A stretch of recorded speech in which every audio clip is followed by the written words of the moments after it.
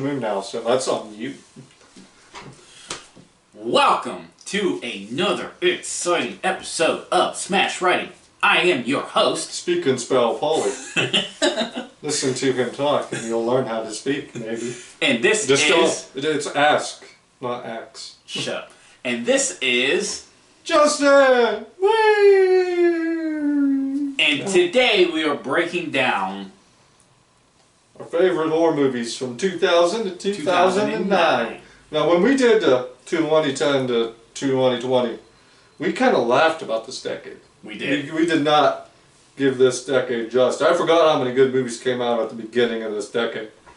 Because it is really beginning of the decade loaded.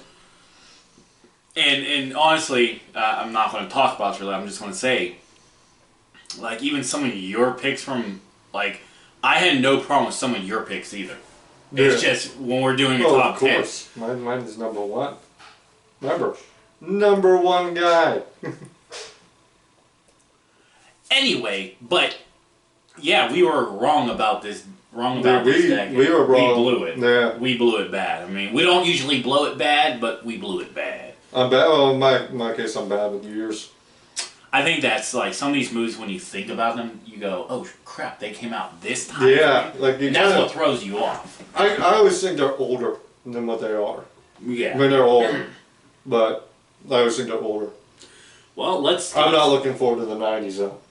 That's gonna be hell to pick 10. You're gonna have a top 10 honorable mentions. It's gonna be like a spider web going on in the bedroom, like here. Well, let's kick our list off. I will go first. At my number 10 of my top 10 favorites is Freddy vs. Jason. Well, I mean, it's almost too low. It's too low. The reason why it is low because like I wanted a definite winner, and we didn't get that. I think we did. No, because Freddy was alive when Jason comes out of the water with his head. I mean, yeah, it could have been a dream sequence. They did do some things right. It went away from being almost horror to basically action. I mean, this is a bore. Well, it is bordered on horror, comedy, and action. Yeah. But you're gonna get action. You're gonna have them fight. I mean, with their styles, I mean, yeah. So I kind of accepted that. It's the best blend of these serial slashers we're gonna get. Is Freddy and Jason. I know a lot of people want Jason and Michael, which I think would be boring. It's two silent stalkers. And Jason would just murder him outright. Yeah, because Jason is technically dead. Freddy and Jason were perfect because you had the sad backing of Jason's story of him dying because no one was paying attention to him. You had his mother being killed. You really had a lot of avenues that Freddy could and did pull to his advantage and used to not only manipulate Jason, but to torture him when he needed to get control over Jason again. That one of my favorite scenes was honestly, when Jason was, Freddy was haunting him in his dreams, and he used the water because in the series and even in this film, the rural Jason is not afraid of water. He goes into the water. Yeah. But in his psyche, deep down.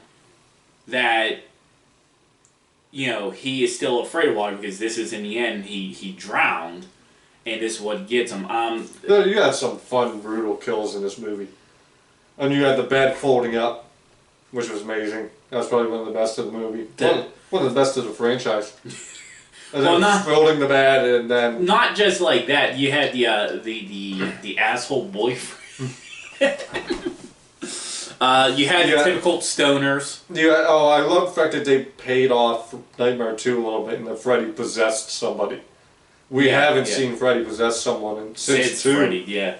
And the fact that they pulled that in was just a cherry They on the top. did a lot of things. That kill was brutal too, right? Yeah. Freddy, Jason, just last stand, just cop that guy right in half. They did a lot of good things, right? The two styles for me, like, You had Freddy's one-liners all throughout. Yeah. But, I mean, when you think about all the horror movies, you think 10 would be, is a bad number, but I mean, my God, there's so many, so it is my number 10. My number 10 is The Invasion with Daniel Craig and Nicole Kidman. This is the third Invasion of the Body Snatchers remakes, which I did on the blog site. You can check that out. Paul remembers, he'll link it if he remembers. But honestly, it wasn't bad. It wasn't the strongest in the series, but it was a good flow. Invasion of the Body Snatchers has that perfect story to tell of who do you trust, who's an alien, who's not an alien.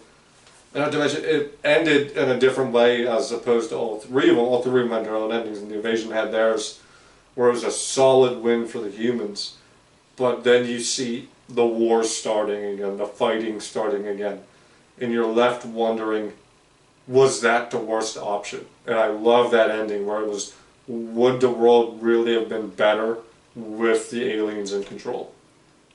And that was such a perfect way to end that movie. Granted, the screaming was not good. Where they pointed and, oh, that was awful in this take. But everyone else, the acting especially, was great. I mean, it's Kidman and Craig. What do you want? Two good talents. Yeah. Watch, I'm going to be proven wrong. I got to check it out because I said I got this fucking thought. But, and it's Invasion of the Body Snatchers. It's a simple story to tell. It's a who's who. And they did well. So that's my number 10. My number 9 is Texas Chainsaw Massacre of 2003. The reboot.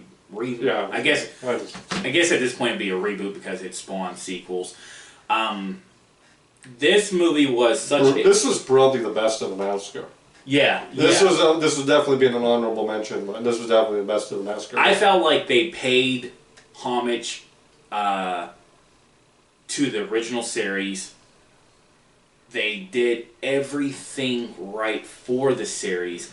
The acting was on point. The scenes were on point. The jump scares were there. Some of my best parts was when they were introducing Leatherface in that black and white found footage stuff. Oh, the black and white beginning and ending. Yeah. Well, I bought the DVD and it like unfolds into like a giant chainsaw and you have evidence pictures inside of it. Yeah, that was a great DVD. That was an awesome DVD. I don't think That's scary. Like they made Leatherface scary. Like they picked a big dude. He was intimidating. He's swinging that chainsaw everywhere. The mask was really scary, detailed, and everything. The most terrifying part of that was Arnie, the cop who was interrogating him, like, put the gun in your mouth, boy. And it's like, holy crap, no. Yeah. Oh, why is he scarier? Yeah, but they also paid that homage where he was dry, funny, like... Yeah, the chief had that dry funniness to him. Yeah, so they did. Yeah, it was like that dark comedy with him.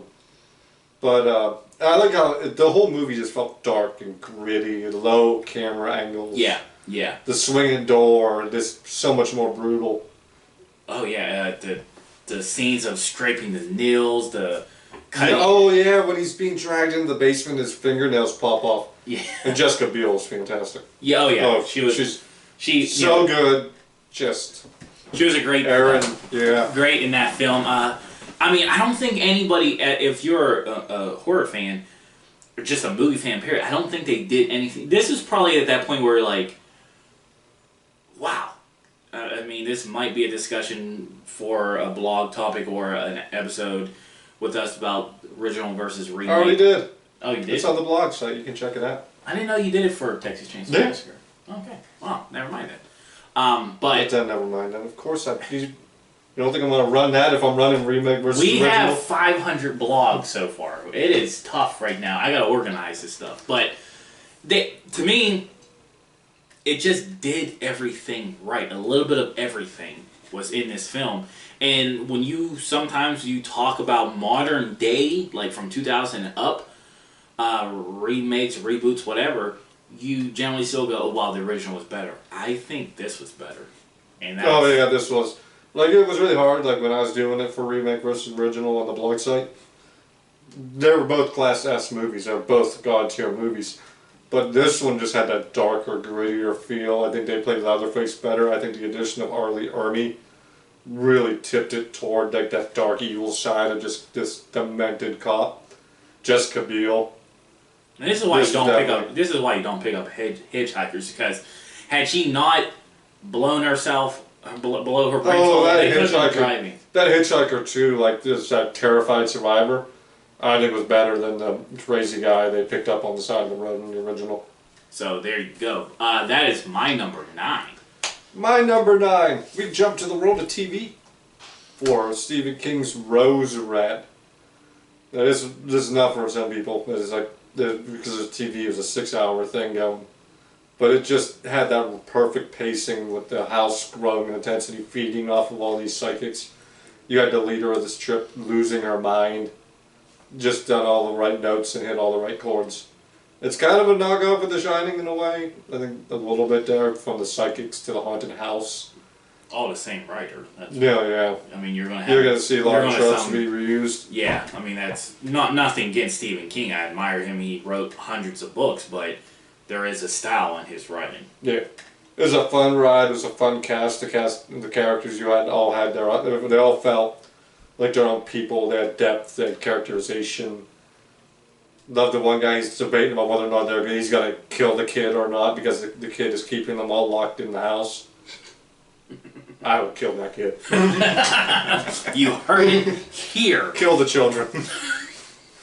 Don't let the kids live in horror movies. You take them out first, because it's always their fault. You remember that. True, it is their fault. I kind of like the fact they kept him alive too. The guy who wanted to kill the kid, and he was more kind of the guy you wanted to see hurt, but he was so sympathetic too, because he kind of felt bad for him. He was getting used by his mom, and his mom was driving him to bankruptcy, and he just wants to survive, and he just wants to go home. His life sucks. I think honestly, I like the fact that he lived. I think, if I can remember correctly, like Rose Red was one of the TV series, miniseries turned into a movie for the small screen that I actually watched. I have a DVD. You know, I can't. That's shocking, because I cannot find that.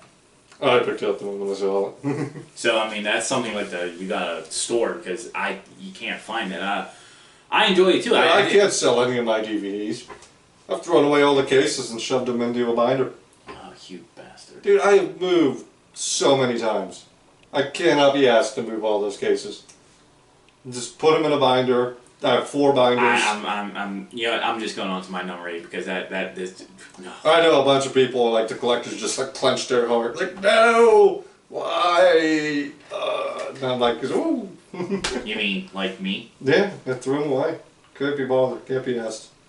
I don't have the space. The cases to me are just as important as the disc. I don't know. No. The disc is the only part that matters. That's the part that plays the movie. My number 8. I just realized my first 3, maybe even 4, are all from 2003. 2003 was a hell of a year. So we had Freddy vs. Jason. We had Texas Chainsaw Massacre. Another film that came out in 2003 was Wrong Turn. It was small. It was a small time film that I think was a sleeper hit. They did it right with the hillbillies. This movie really put fear in me to go into the woods of West Virginia when I was younger. I take that offensively. My dad's family comes from West Virginia. Anyway. I've never watched a Wrong Turn movie. Really? No. Not even this one? No. It didn't really need, it didn't have a lot of jump scares. By the time I learned about Wrong Turn, it was up to sequel 27. They wouldn't stop making them. And they remade it this year. Yeah, and I can't find a way to watch it. On TV? But where? Anywhere.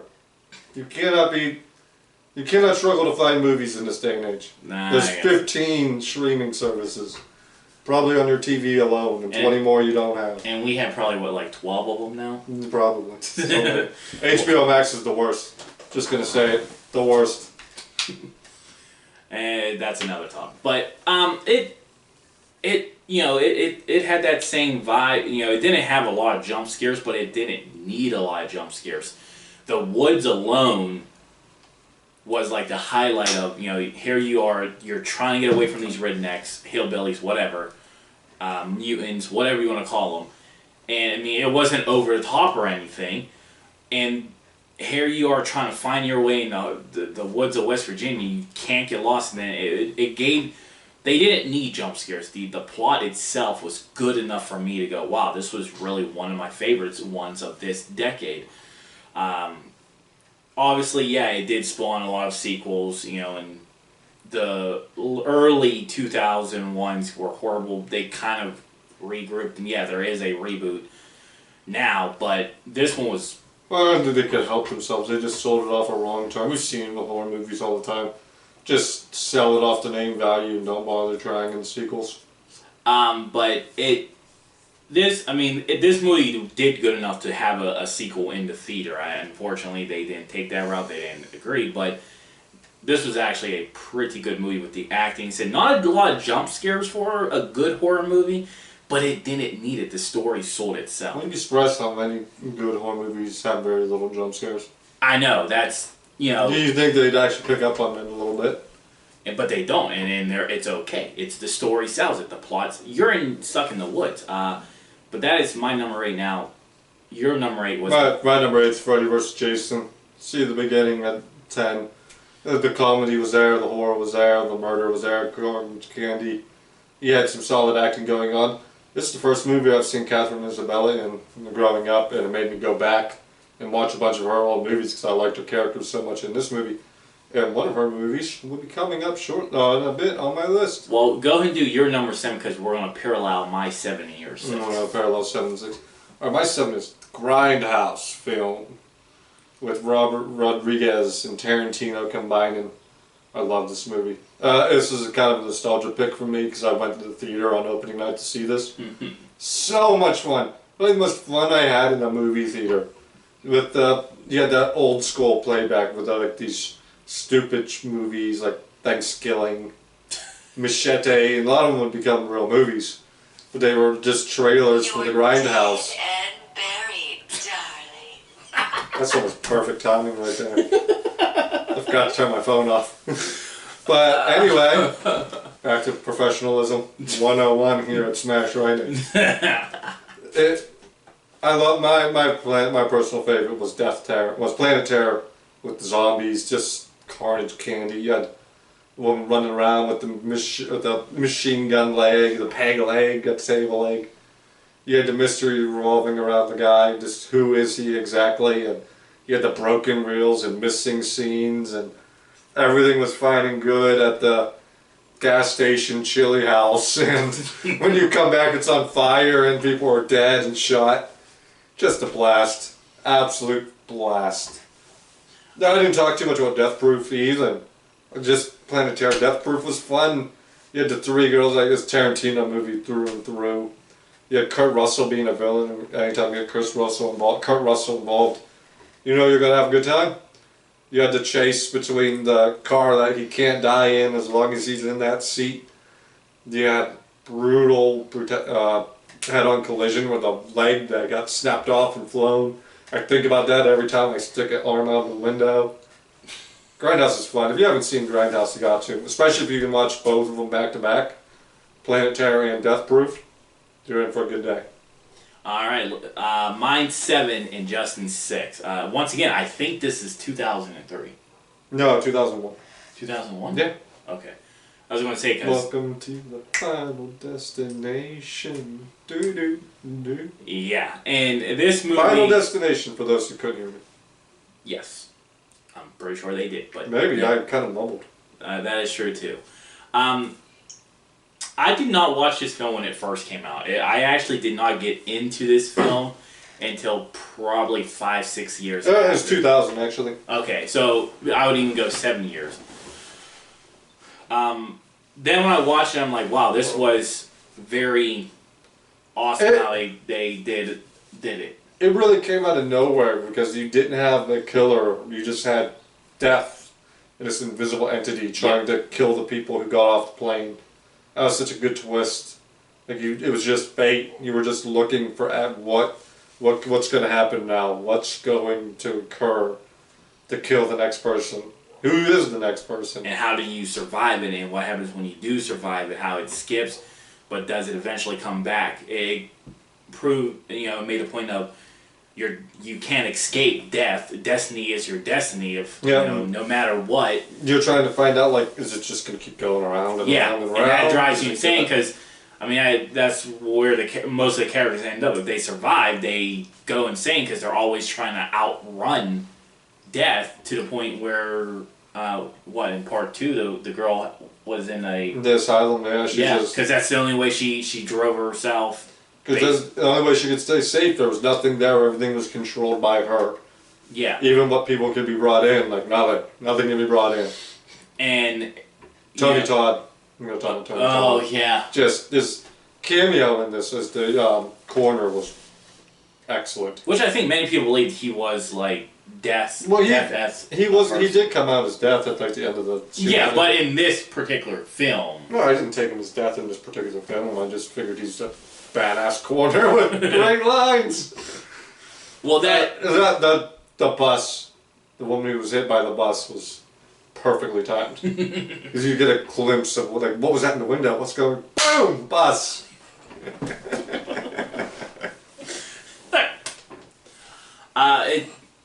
It did spawn some great sequels and some really bad sequels.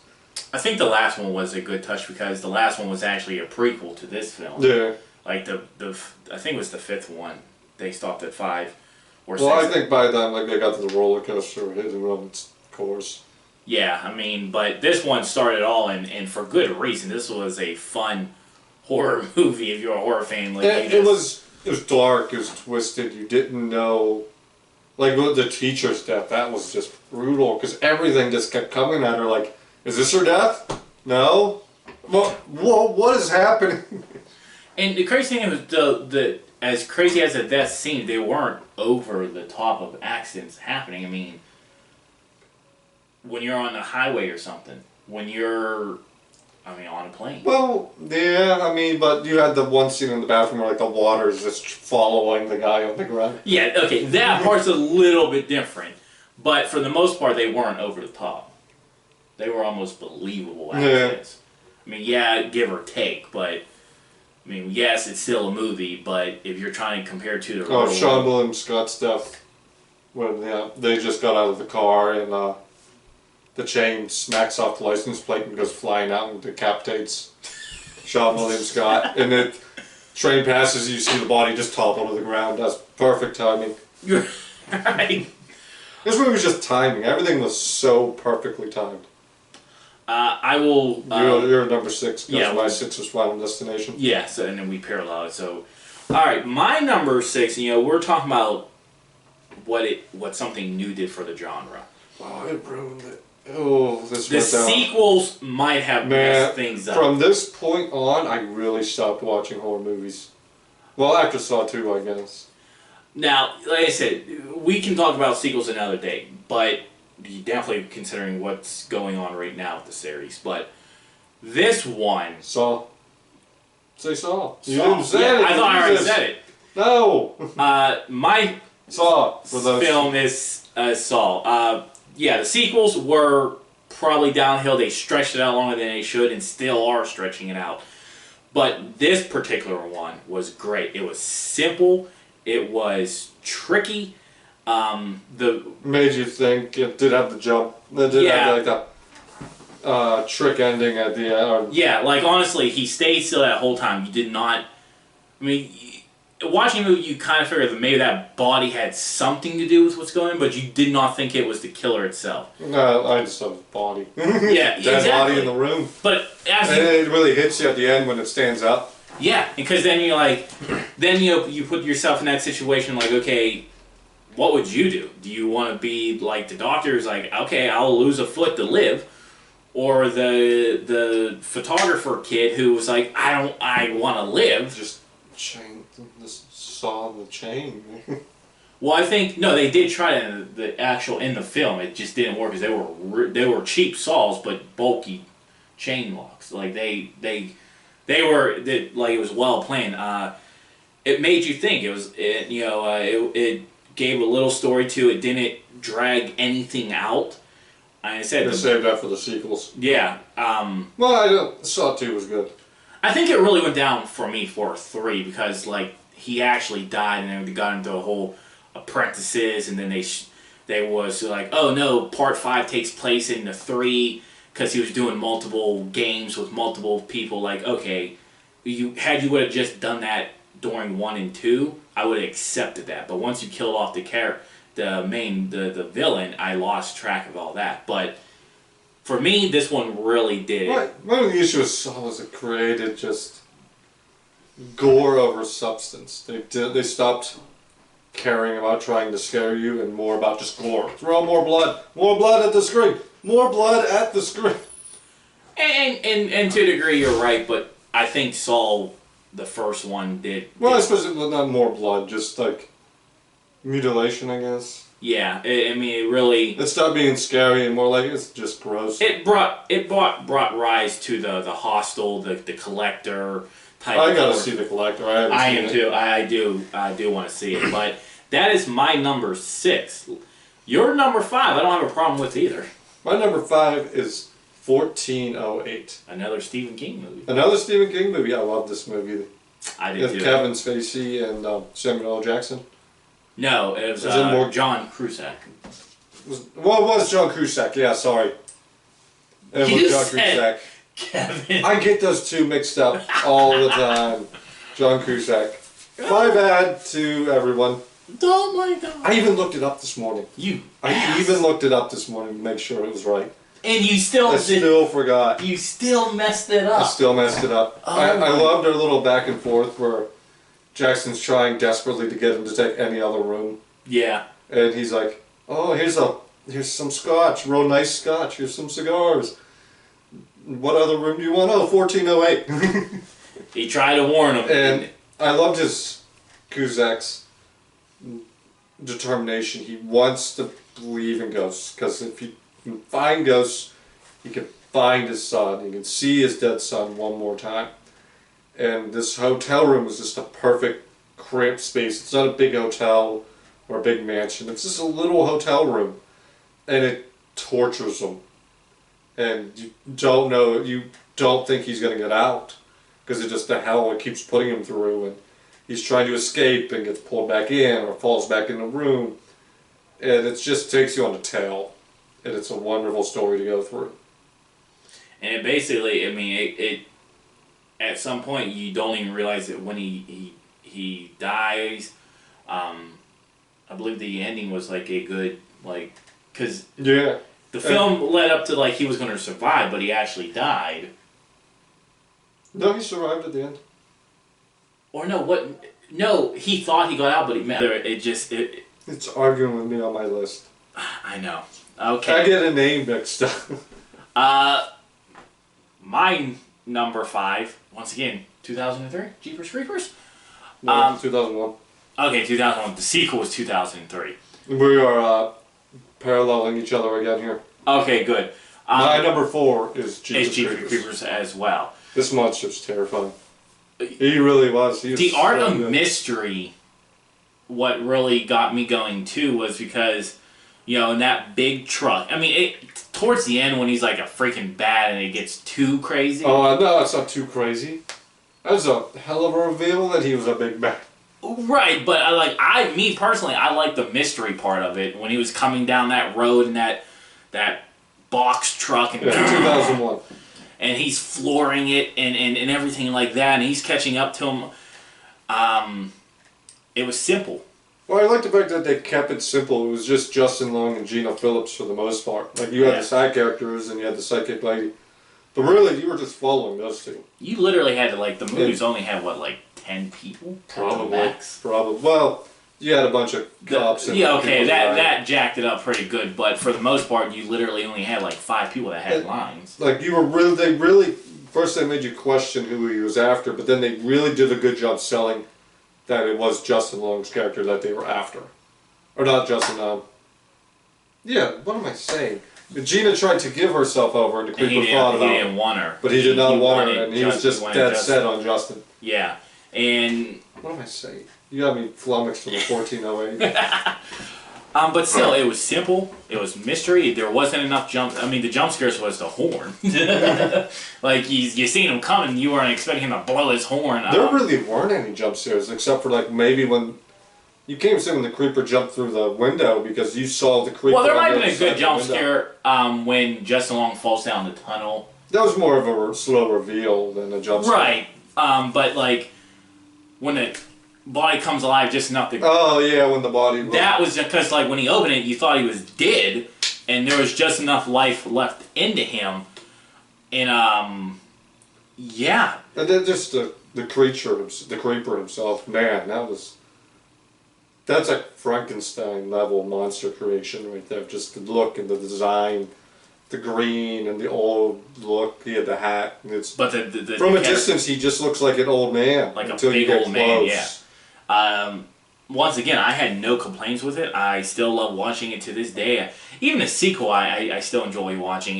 Even the third one. I actually really like the third one. I'm one of the only people who did. I know, I enjoy it too. I like the daytime setting. It felt different. Yeah. They mixed it up for a change. Yeah, because usually horror movies take place at night to give that And I understand why dark feel. people still like it has to be dark. I get it.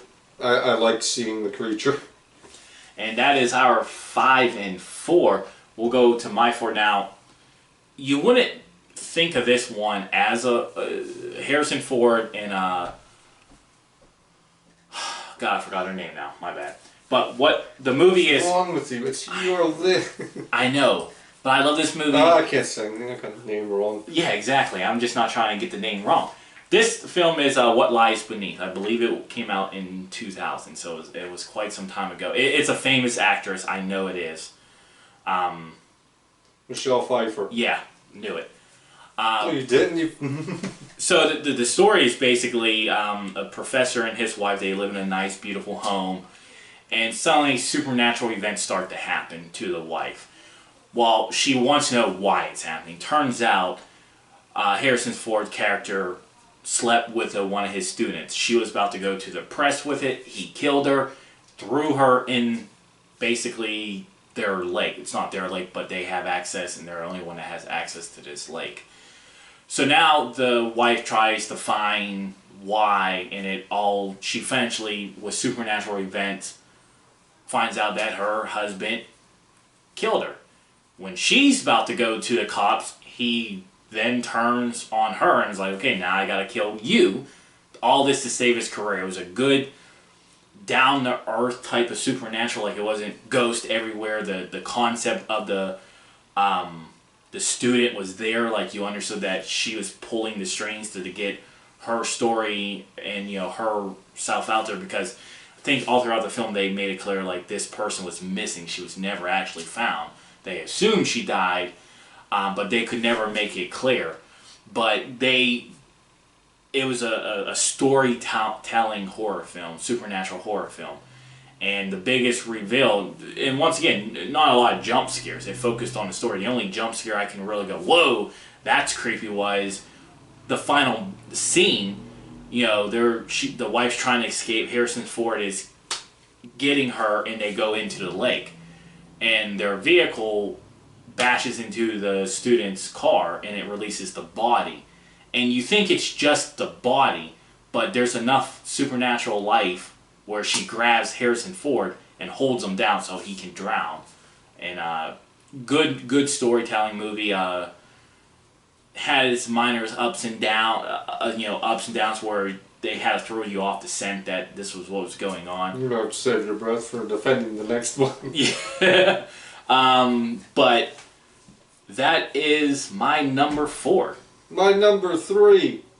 This is one I always forget about. I think a lot of people forget about it. I did too, honestly. Hollow Man. Starring Kevin Bacon. Kevin Bacon was so good in this movie. So good. It tells the story of the team of scientists who were trying to work on this. I'm not sure what they were working on. Is it turning people invisible, turning animals invisible? I think they were trying to work on some type of cure for something. Yeah, but the side effect turned out to be this. And he used it. Kevin Bacon. They were about to lose money. They were going to go bankrupt, so he used it on himself. And he worked. He turned invisible and everything.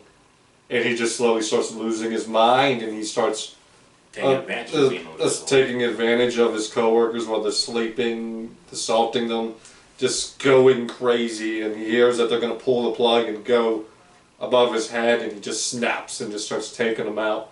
And he felt like a legit threat all throughout this movie. He never really felt like a joke. They made him just feel serious. Yeah, even though his character made jokes and laughs and ha ha ha. As the movie progressed and he descended, man, did he feel like just a threat to everyone, and you couldn't let him get out. God, it was great. Go back and check it out again. Yeah, this is definitely a movie from early 2000s that you got to watch again. I think it probably came out in 2000. Like, I think it was like... It was right on the verge. Yeah. Yeah, I had no problems with it too. I mean, I think the debate on still... this obviously was not like an invisible man. It was definitely like a pull off of it. Yeah, and also, it was... Like, man, if they would have brought his character back for the Invisible Man when they rebooted it, I'd have been all for it. That would have been awesome. All for it. That would have been awesome. My next one of my favorites. Hold on. Oh, I'm just going to get out of the way. You get to defend this one on yourself. Okay, so I am going to take this scene solo. One of my favorite horror movies of this decade is The Nightmare on Elm Street, the reboot. Now, a lot of people bashes it. For what? For nothing. You guys... There's some glaring flaws in this movie. A lot of fans wanted Robert Englund to come back. They wanted that sense of humor. The flaws aren't even Jackie Earle. Jackie Earle's great. Exactly. I had no problem. The only thing he was never going to beat Robert. No. And but he didn't have to beat Robert. He just had to turn in a good performance, and he did. And he did. The problem is, so many fans honestly wanted this. Not only did they want Robert Englund. There were problems with this movie. I'm just like, my biggest problem was the CGI. Mine wasn't even that. Like, oh no, CGI. My problem was it didn't. None of the deaths were really original except for the throat slice at the diner. Yeah. They set some really cool things up. Like, I like the micro napping, where you don't know if you're asleep or if you're awake, and you just see Freddy blurting in the existence. That was a lot of fun. They introduced this idea that maybe, well, they really hampered home that he was a molester in this movie. And that kind of hurt him because you couldn't root for him anymore. People want to root for Freddy. But you